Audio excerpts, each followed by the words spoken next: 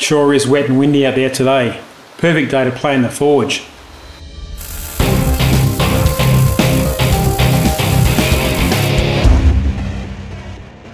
G'day, it's Ron from Shop Design.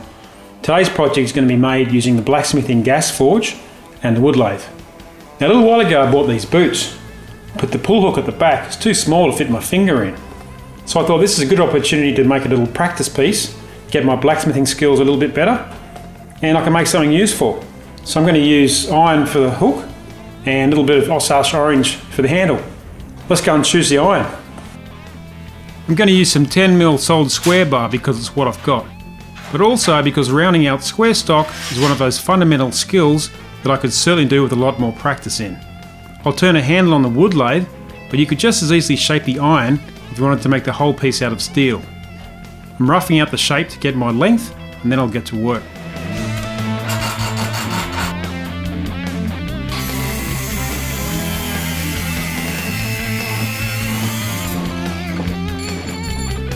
I'm using the gas forge trolley I made in a previous film. Being on wheels means I can move the fire to where I'm working. Today I'll be using my makeshift striking anvil as well as a gouge pipe in my vise. The gouge pipe will have to substitute as the horn on an anvil because I don't yet have the proper anvil.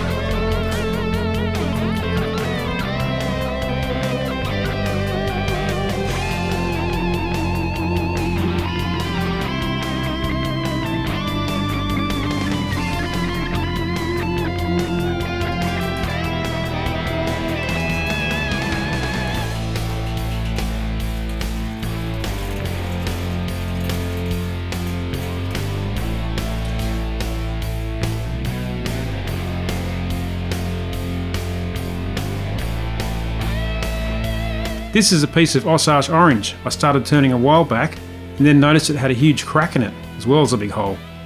I'm going to turn this down with a roughing gouge and see if it holds together. I'm not too worried if the final piece has some imperfections as long as it doesn't take my eye out. Hence, I'm using the Perspex safety shield on my wood lathe.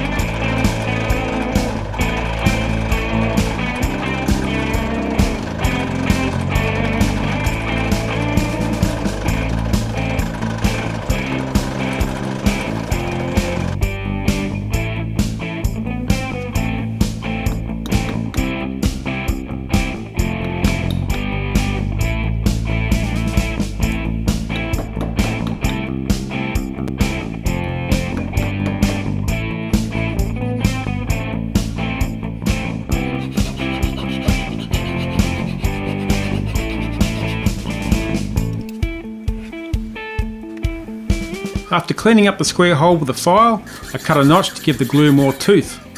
I'm using a gap-filling CA glue, but I'd normally use an epoxy. We're moving house and some things are already boxed up.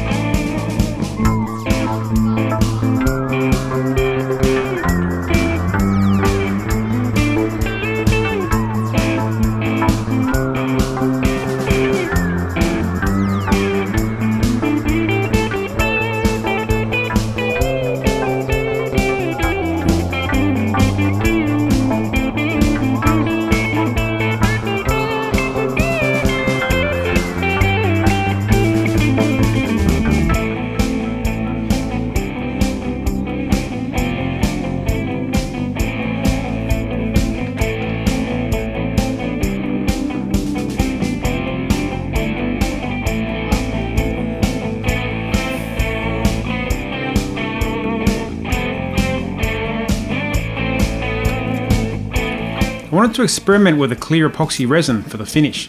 I was interested to see how it would stick to the iron and the timber. In the end, I stripped it back off the iron. I painted with a matte rust inhibiting paint, then sanded back the edges to highlight the decorative twist.